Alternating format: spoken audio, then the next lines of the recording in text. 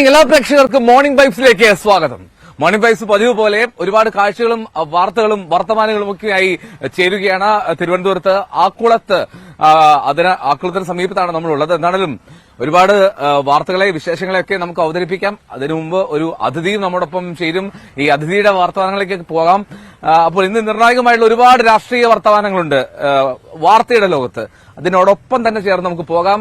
നിരവധിയായിട്ടുള്ള കാഴ്ചകൾ വിശേഷങ്ങളൊക്കെ ഞാൻ എന്റെ അതിഥിയെ പരിചയപ്പെടുത്തിയ ശേഷം നമുക്ക് വാർത്തകൾ അതിവേഗത്തിൽ പോകേണ്ടതുണ്ട്. ഫാസ്റ്റ് ന്യൂസിലേക്ക് കൂടുതൽ ഇൻട്രൊഡക്ഷൻ ഒന്നും വേണ്ട എന്ന് തോന്നുന്നു. ഞാൻ നേരിട്ട് തന്നെ ഒരു പേര് പറയാം. നമ്മൾ ഈ വീട്ടിലൊക്കെ കുഞ്ഞുവാവാന്നൊക്കെ വിളിക്കുമ്പോൾ എല്ലാവരും വളരെ കുഞ്ഞാക്കരുത്, പക്ഷെ ഇത് അതിഭീകരന്മാരെ കൈകാര്യം ചെയ്യുന്ന ഒരു ഭീകരനായിട്ടൊരു വാവയാണ് വാവ സുരേഷ്.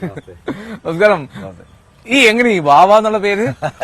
വാവെന്ന യഥാർത്ഥത്തിൽ അമ്മ വിളിച്ചിരുന്ന പേര് മാത്രമാണ്, വീട്ടിലെ അമ്മ വിളിച്ചിരുന്ന പേര്. പിന്നെ അത് കഴിഞ്ഞ് എന്റെ പ്രിയപ്പെട്ട കുറച്ച് സുഹൃത്തുക്കള് പാമ്പിനെ കണ്ട് അല്ലെങ്കിൽ നമ്മൾ അതിഥികളെ കണ്ട് ആൾക്കാർ പേടിച്ച് വിളിക്കുമ്പോ വാവ സുരേഷ് എന്നുള്ള സുരേഷിന്റെ മുന്നിലേക്ക് വാവയും കൂടി ആക്കി. അങ്ങനെ വാവ സുരേഷ് ആയി. വാവയുടെ ഒരു നിഷ്കളങ്കത പോകുന്നുണ്ട്. അപ്പൊ എങ്ങനെയുണ്ട് ഇത്രയും ഒരുപാട് വർഷങ്ങളുടെ ഇപ്പൊ എങ്ങനെയുണ്ട് ഇങ്ങനെ ഈ ഡെയിലി ലൈഫ്? ഇങ്ങനെ രാവിലെ എഴുന്നേൽക്കുന്നു, ഒരുപാട് കോളുകൾ വരുന്നു, പാമ്പിനെ തേടി പോകുന്നു, അതിനെ റെസ്ക്യൂ ചെയ്യുന്നു. ഈ ലൈഫ് ബോറടിക്കുന്നുണ്ടോ? ബോറടിക്കുന്നില്ല, ഞാൻ നല്ലതായിട്ട് എൻജോയ് ചെയ്യുന്നുണ്ട്. കാരണം ഇതൊരു എന്താ പറയുക, ഇപ്പൊ നമ്മൾ ഇന്നലെ കഴിഞ്ഞ ദിവസം അമ്പലമുക്കിലൊരു കേസുണ്ടായിരുന്നു. രാത്രി അവർ ഒരുപാട് പേര് വിളിച്ചു. രാത്രി 3 മണിക്കാണ്. അപ്പൊ ഒരു 3 മണിക്ക് എന്നെ വിളിച്ചപ്പോൾ ഞാൻ ഓൺലൈനിലുണ്ടായിരുന്നു. ഞാൻ ഉറങ്ങിയിട്ട് കുറെ ദിവസം. കാരണം വെളുക്ക് ഇപ്പൊ ചൂട് കൂടിയപ്പോൾ ഒത്തിരി കോളുകളുടെ എണ്ണം കൂടുതലുണ്ട്. അതുപോലെ പാമ്പ് കടിയുടെ എണ്ണം വളരെ കൂടിയിട്ടുണ്ട്. കാരണം ഈ ചൂട് കാലത്ത് പാമ്പ് കൂടുതൽ പുറത്തേക്ക്? ചൂട് കാലത്ത് പാമ്പല്ല, വീട്ടിൽ പാമ്പ് അതിഥികൾ പുറത്തേക്ക് ഇറങ്ങുന്നുണ്ട്. നമ്മൾ പലരും ചൂടാകുമ്പോൾ ചിലപ്പോൾ കറണ്ട് ഇല്ലെങ്കിൽ വീടിന്റെ വാതിൽ തുറന്നിട്ട് കിടക്കാറുണ്ട്, ജനൽ തുറന്നിട്ട് കിടക്കാറുണ്ട്. അപ്പൊ ജനൽ തുറന്നിട്ടുണ്ടാകുമ്പോൾ സാധാരണ കയറാറില്ല.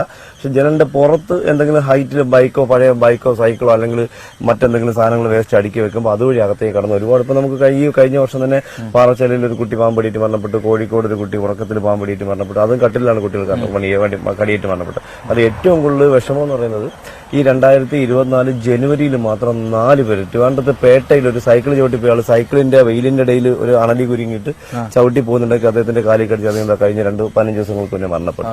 അത് 10 ദിവസങ്ങൾക്ക് മുന്നേ മലപ്പുറത്ത് ഒരു 2 വയസ്സുള്ള അമ്മ ഒരു കുട്ടി പാമ്പടിയിട്ട് മരണപ്പെട്ടു. അങ്ങനെ 4 പേര് അണലിയുടെ കടിയേറ്റ് മരണപ്പെട്ടു. അപ്പൊ ചൂട് കൂടുമ്പോൾ പാമ്പ് കൂടുന്നല്ല, നമ്മൾ ശ്രദ്ധിക്കാത്തതുകൊണ്ട് കൂടുന്നു എന്നുള്ളതാണ്. പിന്നെ വേനലിലും പാമ്പ് കൂടുതലാണ്. മഴയിലും പാമ്പ് കൂടില്ല. പാമ്പ് അവർ ജീവിക്കുന്ന സ്ഥലത്ത് വെള്ളം കയറുമ്പോഴത്തേക്ക് അവര് മേപ്പോട്ട് നമ്മുടെ വീടിനകത്തേക്ക് വർത്തമാനങ്ങളൊക്കെ ഈ പാമ്പിന് ചൂടേറുമ്പോൾ അത് വയ്യെ പുറത്തേക്ക് മാളത്തിന് പുറത്തിറങ്ങി പിന്നെ തണുപ്പ് തേടി വരും എന്നൊക്കെ. വെള്ളം അനിവാര്യമാണ്. വെള്ളം ചൂട് കൂടുന്ന പാമ്പുകൾക്ക് വെള്ളം അനിവാര്യമാണ്. ചൂട് കൂടുന്ന സമയത്ത് തന്നെ അവരുടെ മുട്ടയിടുന്ന സമയം, അതായത് നവംബർ ഡിസംബറിൽ ഇണചേർന്ന് ജനുവരി ഫെബ്രുവരി ഒക്കെ മുട്ടയിട്ട് ഫെബ്രുവരി മാർച്ച് ഏപ്രിലൊക്കെ മുട്ട വരിക്കുന്ന സമയമാണ്. മാർച്ച് ഏപ്രിൽ അണലി പ്രസവിക്കുന്ന സമയം. അപ്പൊ ഈ സമയത്തൊക്കെ അവർ ആയിരിക്കുന്ന സമയത്ത് അവർക്ക് ഭക്ഷണം തേടാൻ പോകണം. പക്ഷെ ചൂട് കൂടുമ്പോൾ വെള്ളം ആവശ്യമാണ്. അപ്പം അതുമാത്രമല്ല ഈ പ്രോസസ്സിങ്, അതായത് മുട്ട ഇട്ട് കഴിഞ്ഞാൽ ബോഡി ചൂട് കൂടുമ്പോൾ ആ ബോഡി തണുപ്പിക്കാനായിട്ട് വെള്ളത്തിന്റെ നനവ് ആവശ്യമാണ്. അപ്പൊ അങ്ങനെയുള്ള സ്ഥലങ്ങളിൽ വന്ന് കിടക്കും, ആ പ്രതലങ്ങളിൽ വന്ന് കിടക്കും. അപ്പൊ ആ സമയത്ത് ഇവരും ടയേർഡായിരിക്കും. അപ്പൊ നമ്മളിന്ന് അറിയാതെ ചവിട്ടുമ്പോൾ ഇത് ഭക്ഷണം കഴിക്കാതിരിക്കുന്നത് ചവിട്ടി കടിക്കുന്ന കടികളുടെ വനം കൊടുക്കുന്നത് അളവിൽ കൂടുതലായിരിക്കും. ആ ഭക്ഷണം കഴിക്കാത്തതിന് വനം വീര്യവും കൂടുതലായിരിക്കും. അതാണ് കൂടുതൽ ഡെത്ത് സംഭവിക്കുന്നത്. അപ്പൊ ഇപ്പൊ നമുക്ക് നിർഭാഗ്യം, ഇപ്പൊ നമുക്ക് 4 മരണം 4-6 മരണം ഈ പുതിയ വർഷത്തിൽ തന്നെ സംഭവിച്ചു കേരളത്തിൽ.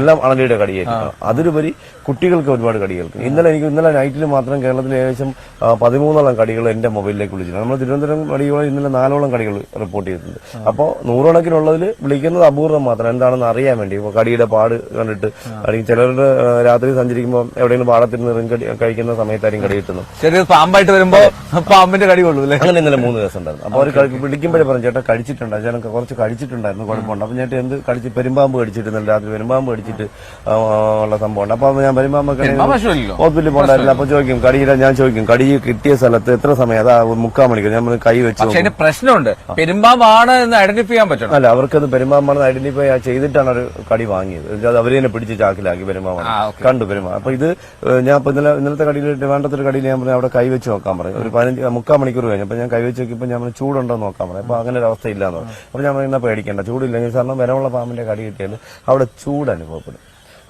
വിഷമുണ്ടെങ്കിൽ പ്രോട്ടീൻ അല്ലേ. അപ്പൊ അത് കയറിപ്പോ സ്ഥലം എല്ലാം നല്ല ചൂടായിക്കൊണ്ടിരിക്കും. അങ്ങോട്ട് പോയി ഈ സാധനം പോകുന്ന വഴിയെല്ലാം നല്ല ചൂടായിരിക്കും. അപ്പൊ പെട്ടെന്ന് അപ്പൊ അതില്ല എന്ന് പറഞ്ഞു. പിന്നെ അത് കഴിഞ്ഞ് വേറൊരു ദിവസം കോഴിക്കോട് കടിയുണ്ടായിരുന്നു. അപ്പൊ അദ്ദേഹം പറഞ്ഞു, ചേട്ടാ നല്ല തിളച്ച എണ്ണ വീഴുന്ന ഒരു അവസ്ഥ ആ ഭാഗത്തുണ്ടെന്ന്. അപ്പൊ സാധാരണഗതിയിൽ തിളച്ച എണ്ണ വീഴുന്ന ഒരു അവസ്ഥ എന്ന് പറഞ്ഞാൽ ക്രൈറ്റിന്റെ കടികൾക്കും വേണം. ക്രൈറ്റിന്റെ കൈ ഏൽക്കുമ്പോൾ അകത്ത് നമ്മുടെ സ്കിന്നിനകത്ത് ക്രേറ്റ് എന്ന് പറഞ്ഞ പക്ഷേ ആൾക്ക് മനസ്സിലാകുന്നില്ല ശംഖു വരെ അല്ലെങ്കിൽ വെള്ളിക്കെട്ടൻ എന്നൊക്കെ പറയുന്ന സംഭവം അല്ലെ ക്രേറ്റ്. വെള്ളി വരെ എന്ന് പറഞ്ഞാൽ ചുവർപ്പാമ്പാണ്, രണ്ടും സെയിം ആണ്. അതെ, തെറ്റിദ്ധരിക്കപ്പെടുന്ന ഒരു പാമ്പാണ് ചുവർപ്പാമ്പും. ചുവർപ്പാമ്പ് തല ത്രികോണാകൃതിയിലിരിക്കും. പിന്നെ അതിന്റെ വളയം ചേർന്നല്ല, സിംഗിൾ വരെ മറ്റേ ഡബിൾ വളയാണ്, ഇങ്ങനെ രണ്ട് പേരാണ് ഇങ്ങനെ വാലറ്റം. അതെ അതെ അതെ. അപ്പൊ ഈ പെരുക്കടത്ത് ഈ അമ്പലമുക്കിലെ അമ്മ വിളിച്ചു, ഞാനവിടെ പോയി ബാത്റൂമിനകത്ത് ഒരു കണ്ടറിന് പേടിച്ച ഒരു കോട്ടയംകാരാണ്.